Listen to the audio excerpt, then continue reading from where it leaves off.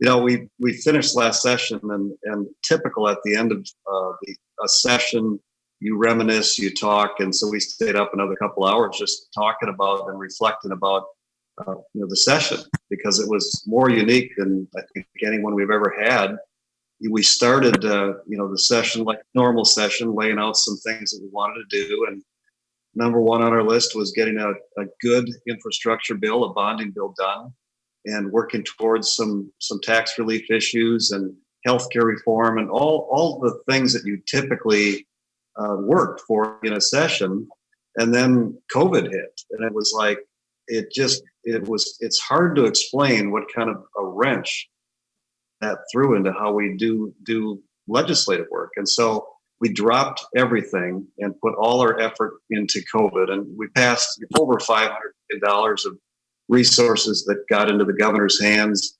He had emergency power like I don't think any governor has ever had, and all 50 governors have emergency power. So it was not anything that anybody else wasn't doing, but it just was a very, very different way to do business. And we had to figure out Zoom, what we're doing right now, and social distancing, and the legislative. For weeks we didn't meet at first. We're just trying to get a grip on what we needed to do, and eventually we got our rhythm back, and we felt like we triaged the first part of COVID, and I was actually in some ways happy that we were able to get some of the things done that we had been working on. We got emergency insulin done. That was one of the issues that had been around since the prior session. HAVA money needed to get passed so that we had resources for our local governments in particular to provide more resources for what to do for COVID and a number of other things.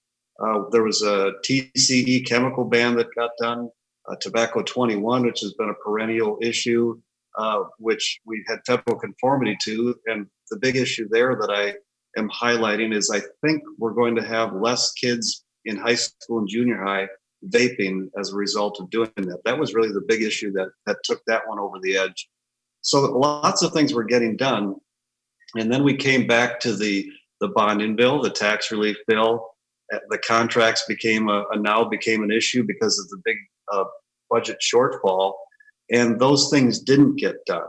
We passed the tax bill. We passed a contract bill that gave last year's raise, but said you can't have this year's raise. The House didn't agree with our language, so we didn't pass any bill. We had two different versions. And I realized that I've heard some comments from the House. I'm not sure about the governor, but that means we ratified. Well, we never agreed, number one. And number two, I think the common person would say, how can you say we ratified it when we specifically said next year's salary is not given, but last July's salary is given? So that's something that I circled back to the governor and the speaker and said, I really want to get this done. Since we're going to have a special session June 12th, let's work on that one. Let's roll up our sleeves. We hope the unions come together with us and solve that so they get last year's benefits. And just in case anybody didn't know, we included language that said anytime all the way up to, I believe it's next June, I'm saying a year from now, if we're out of this, if we no longer have a budget shortfall, I'm happy to retroactively give those raises. So that was a big one. The bonding bill is the one I'm particularly disappointed in, that we couldn't get it done. It takes all four caucuses to agree. The House tried to pass a $2 billion bonding bill, and that failed. The Republicans there defeated it.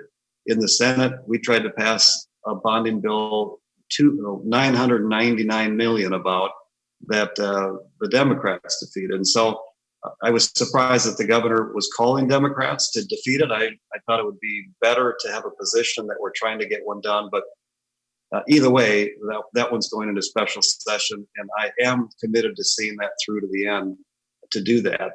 Yeah, so those were a number of things. We did send $100 million of housing bonds with some reforms that was bipartisan. We had Senator Dietzich and another Democrat on that bill as well. And so I'm hoping that we have more time to think about that before June 12th, because that's a important bill. The House and Senate were very close on the things that we were going to do for a tax bill, which it included Section 179. It included delaying some of the penalties and waiving those penalties. Delaying the taxes, waiving the penalties, and a few other things in there as well. And so all of those things are still in play because we already know June 12th is the governor's going to call us back. He talked about that. So I'm hopeful for the future. It's if we hadn't had COVID, I think all of those things would have happened at the end. And then the last thing I'll bring up and take some questions is I had this idea that as a result of COVID, let's do an outdoor last day. We have 4 senators retiring. We wanted all of the senators to experience that. The last day there's no bills passed. It's just a moment to reflect on what it is to be a senator and share the stories. And it's always been a very bipartisan event. It's not meant to be a political event. And so the only way we could have done that was to do an outdoor session. And so the first mention of it was very well received, but then there were the folks frustrated that maybe that would be an example that people would say, well, what about other outdoor activities that can't be done? So we had the right to do it, but it would have taken away from what it is supposed to be, and that is a time to reflect together that's bipartisan. And so I called the governor, and that's where I knew he confirmed that June 12th is a special session. We're still going to try to do that event outside so that all senators can come. And our hope is by June 12th that things will have changed enough that that's a venue that we can do in a way that's reflects that bipartisan nature of the Senate. Because after that, both sides are working to take the majority. That's the nature of an election year. So anyway, that's the brief overview, and I'll take any questions, and I'll try to, if I don't know, I'll tell you I don't know. All right, thank you, Senator Gazelka. I have a list running here. So again, please raise your hand or use the chat feature and I will add you to my list. First one that I saw come through was a question from Mary LaHammer. Yeah, Senator Gazelka, you mentioned your disappointment with not getting the bonding bill. Obviously, bonding was the main thrust. Talk to me about the communities. It really stands out in Henderson right now. You've probably heard they're flooded. One of their roads are closed. They're flooded again. We were down there with Senator Newman, Senator Senjum. How disappointing is it for all those communities that were really expecting to get that money? Well, honestly, there are so many issues. I mean, the flooding, the HEPR, the University of Minnesota, the Min State. There are bridges and roads, and that's why I say I'm committed to doing it. The speaker and myself, we agreed in concept to a number that we would have been at with compromise, but you have to have the Can I jump in? What was that number? I'm not sure I can tell you yet, but we do have a number. Okay. You guys find out, and I might confirm it. But and I would say we just need to keep aiming for that. That getting the number is a big part of it, and the package.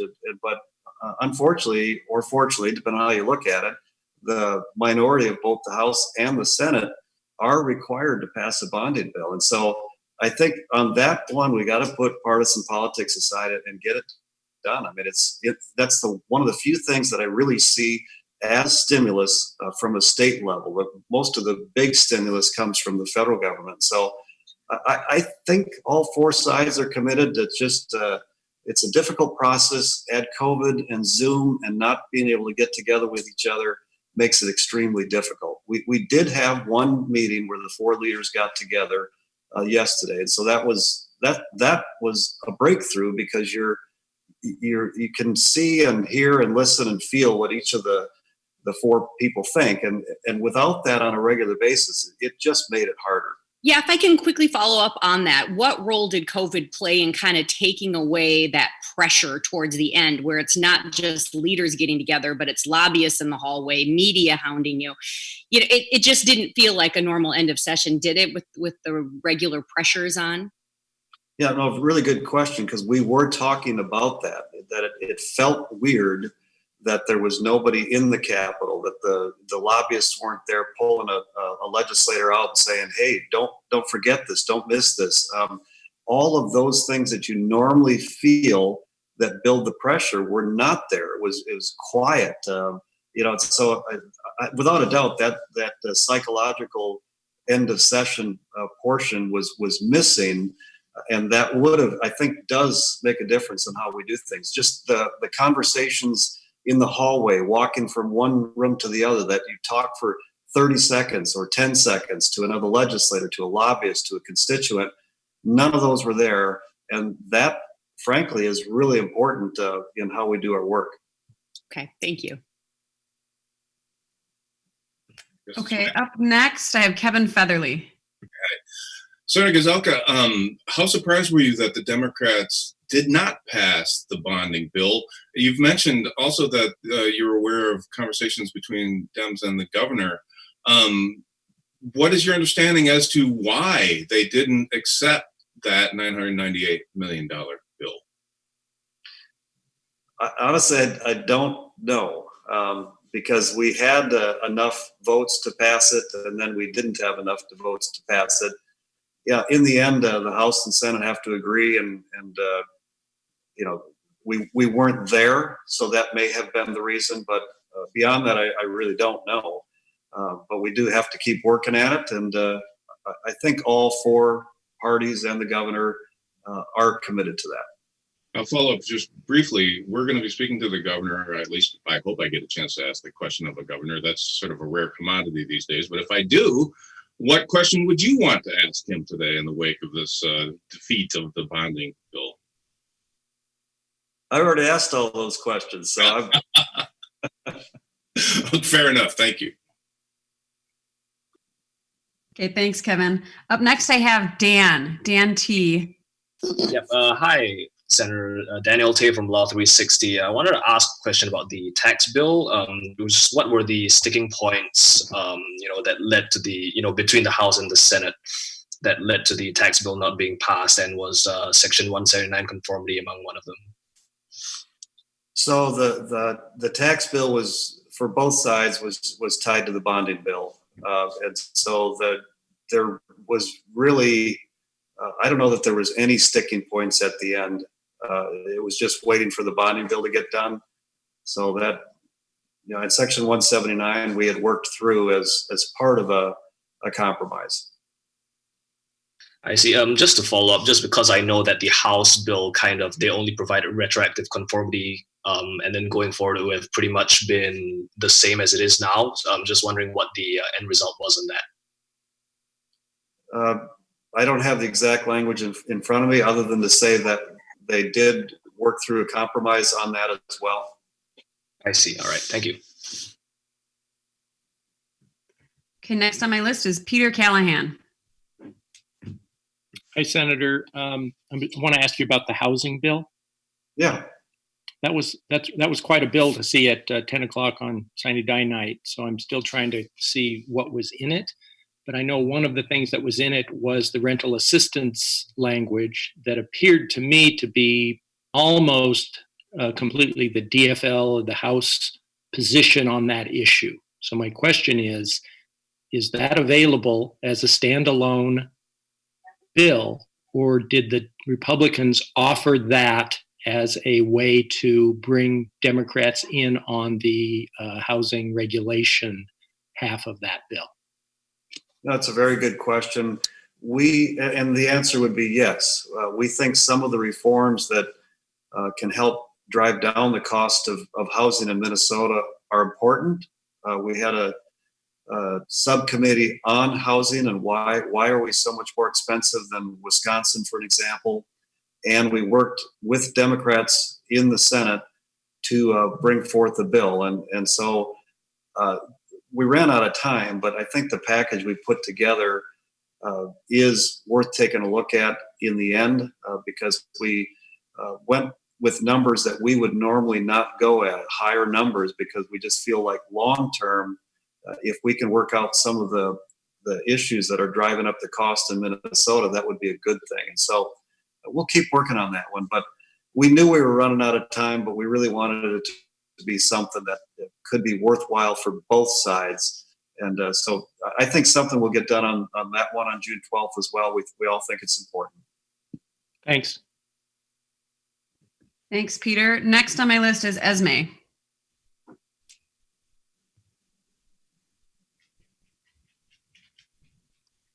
Esme Murphy, are you able to ask your question? Do you want I can circle back to you again? All right, we'll circle back to her. So now on my list is Shannon Lurkey with Senate Media. Hi, Senator Gazelka. I just want to piggyback a little bit on Mary's question, because you've talked about the difficulty in negotiating over Zoom, not being in person, not having the pressure. But will that really be any different on June 12th or mid-June or whenever there's a special session? Won't the inability to interact and have that pressure still be a wrench in the process? It is a deterrent for sure, which is why even in regular session, I was trying to get folks to build the framework early.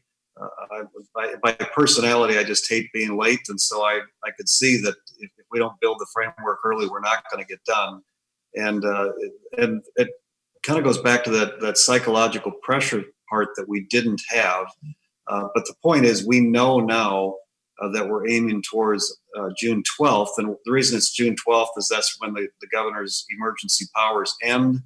And if they need to be extended, that's when he would make that decision. And so, but I've already had some text conversations with the speaker about continuing to work right now, so that we built the framework. So now it's moving forward to finish that, and then getting the two minority leaders involved in the bonding part of it to finish it out. So in essence, negotiations are going to continue over these next weeks. Yes, on my part, we're going to continue to work on it. It'd be foolish to waste the time between now and then. We're already close on many things, and so I'm going to keep working on it. Thank you. Thanks, Shannon. Up next, I'm going to go back to Esme Murphy. I think she's with us again. Yeah, a little still technology challenge, so I apologize. My question is about the pay raises. So is it your understanding that it's now in a legal quagmire? And what is your view of where the pay raises stand? And what was the dollar figure that it was going to add? I mean, how much would the pay raise have cost in July? Esme, I don't have the dollar amount in front of me right now, but I can tell you that according to the Commissioner Franz, as of today, they revert back to the salaries that they had last July because we didn't agree on what they should be. There are people that think that that they can just say they're ratified now, but to me that's silly in the sense that, first of all, our nonpartisan legal staff say that they cannot. So that's why we move forward on it. But number two, the House and Senate have to agree for it to be ratification. You pass something and send that forward to the governor. And so, in our mind, that would be an overreach of power. But we really want to come together and work on it a bipartisan way, a way that's fair. Give them last year's raise, but not this year's raise. But that's the part we have to see. And just a quick follow-up. It sounds like the governor has told you that you will be back on June 12th. How long do you expect that to go? Is it just going to be kind of the classic short session, or it sounds like it's probably going to have to be more involved? That's a really good question that I don't have the answers for. Typically, when you come into a special session, you agree on what the parameters are going to be. This one's unique in that if he calls us back because he wants to extend emergency powers, will we agree or not? Because if we don't agree, governor calls special sessions, legislative bodies decide when to end it.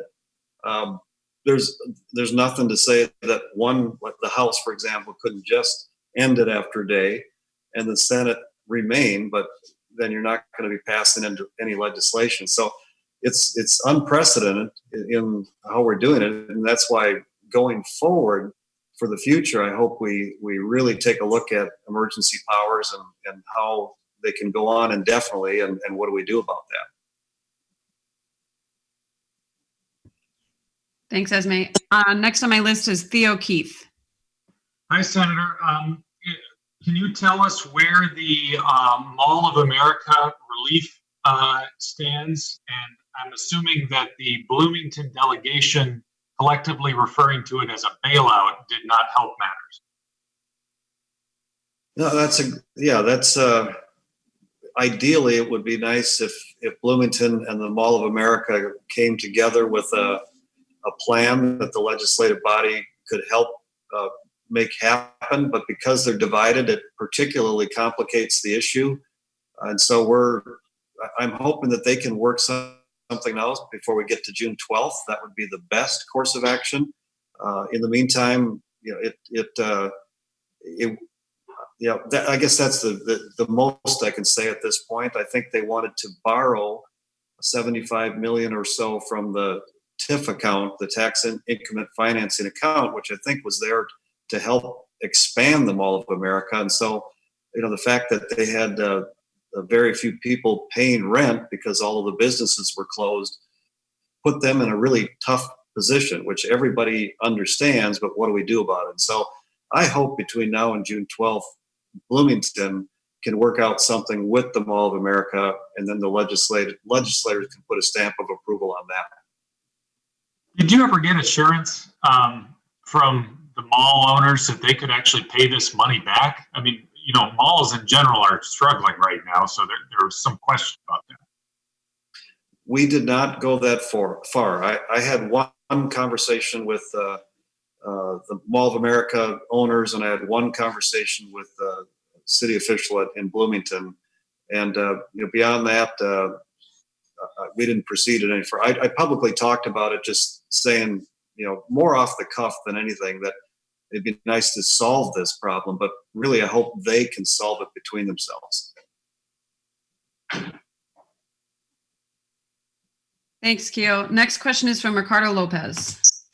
Hi, Senator. I'm curious what sort of message you would have for some of the folks, individuals and businesses who are maybe counting on the legislature to address, things like rental assistance and, Republicans' tax bill to defer some of those payments for small businesses. But, what's the likelihood that some of those issues will find compromises in the special session? And do you think there will be more urgency a month from now?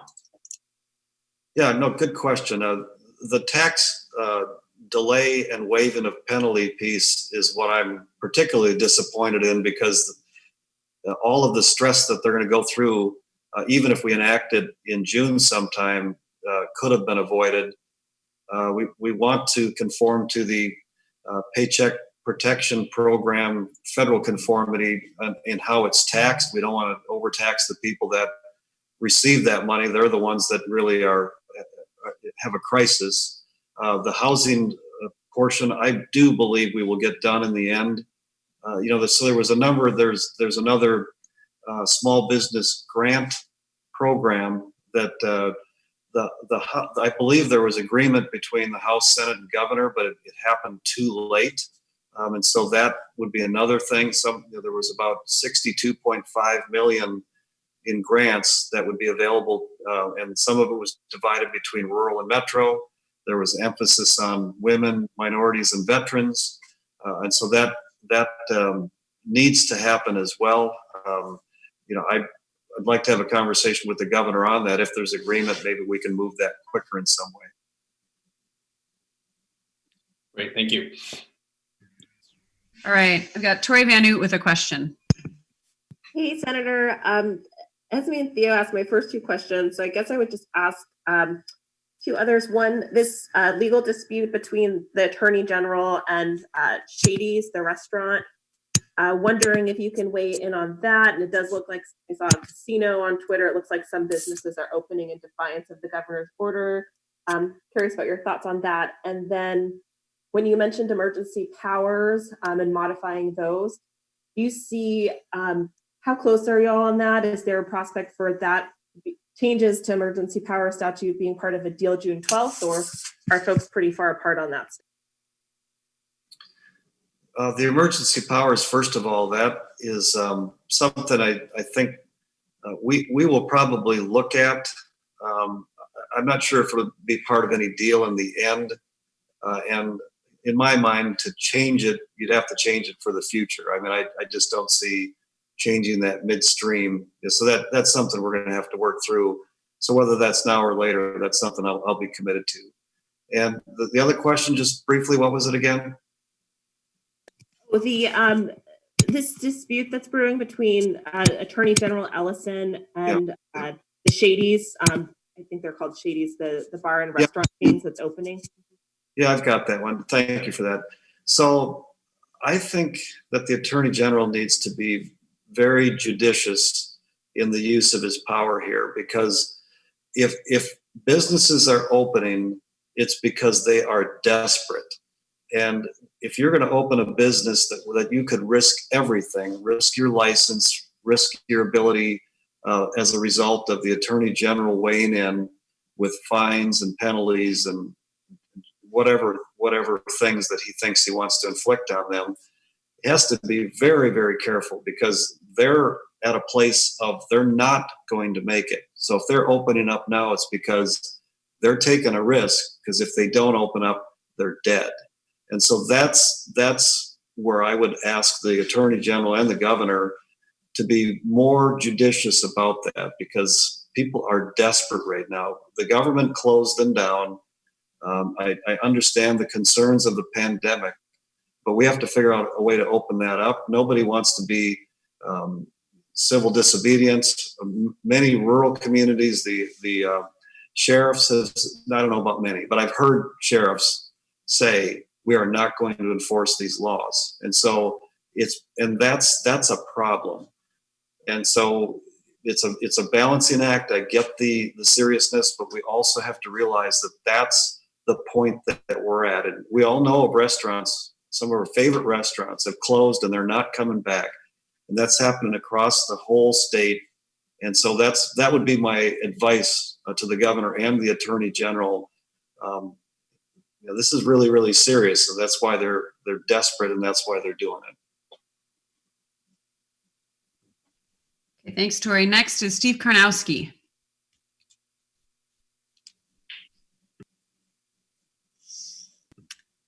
Steve, are you still with us? We're going to get this figured out pretty soon.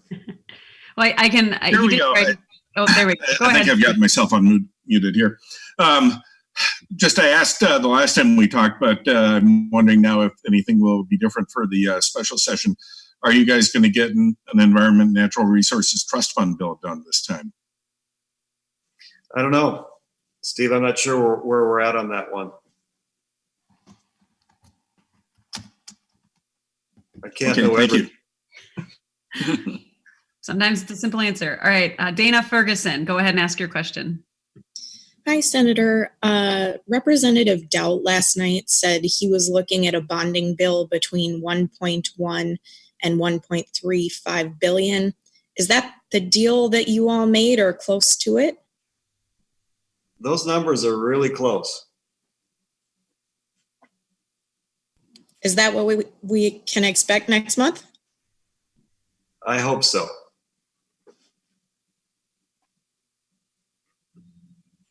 All right, and then I don't have any other questions. So Kevin Featherly, I know you said you had a second one when everyone else had gotten through. Do you still have a question? Indeed, I always have questions. Actually, Tori asked the main one I want to ask, so I'm going to circle back to Esme's point. I want to find out, Myron Franz talked about unallotment, and he laid out the way that works. One of the things that has to happen is that the budget reserve has to be exhausted. How close are we to that? And do you expect the June 12th session will have anything to do with unallotment, or is that months in the future, or do you anticipate that will never have to happen? So I have said that I'm not interested in shifting any money around until we get to next year, if we are as short as what most people think. So then the other option then is the reserves.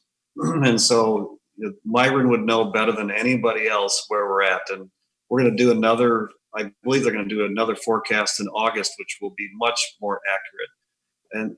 But I have not had conversations with the governor about an allotment. We have had conversations about when do we do what some of the other states do, like Wisconsin, who had asked for a 5% cut of every agency. California, I believe, was 10%. There are other states that are doing it as well. And so that's what they have to figure out is the executive branch, the decisions they have to make there between now and whenever else we meet again. But so I don't know exactly where we're at on that, other than it's wise to take action now rather than wait until next year, because then you don't have time to recover all those expenses that were paid out, which was why I was so forceful about allowing the raises last year, but not giving the raises this next year. And we did the same thing in the Senate. We froze salaries. We put a hiring freeze on. We canceled any travel outside of the state.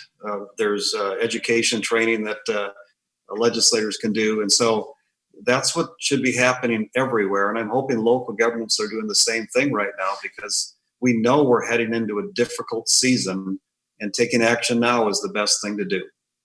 I think Peter still has a question too, Rachel, but I think you're saying that June 12th would not be dealing with an allotment. We're not going to talk about that at that point, certainly. Not that I'm aware. Okay, thank you. All right, are there any last questions? Can I try one, Rachel? Go for it, Eric. Senator, do you know yet what the Senate GOP campaign themes will be, or will that depend on the results of the session? You got to wait, but I love that question. Well, you can say more than that, I think. I'm not going to. All right. You have to wait. I'm just thinking about it. COVID just changed everything, and we don't know if there's going to be parades. We don't know what door knocking is going to look like. The message that would have been in January is not going to be the message I think that's going to be going forward now. And so I think one of the big things that people care about is did we work together to defeat COVID-19, and what are we doing to get people's livelihoods back up and running? And so we're talking about that issue, and then talking just about the economy and some of those things. But it's new territory. The election's just going to be, I think, totally different than what it normally is. Thank you. All right, we've got one more question from Carla with KARE 11.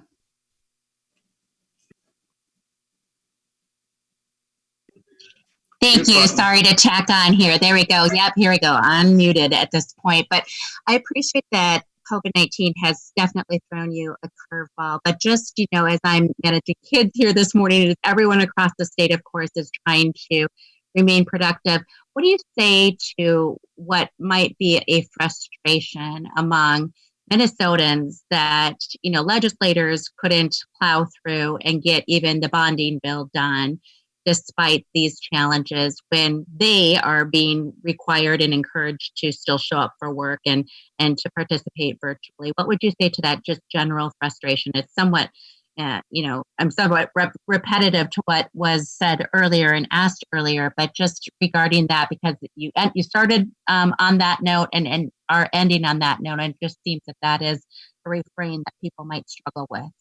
Thank you.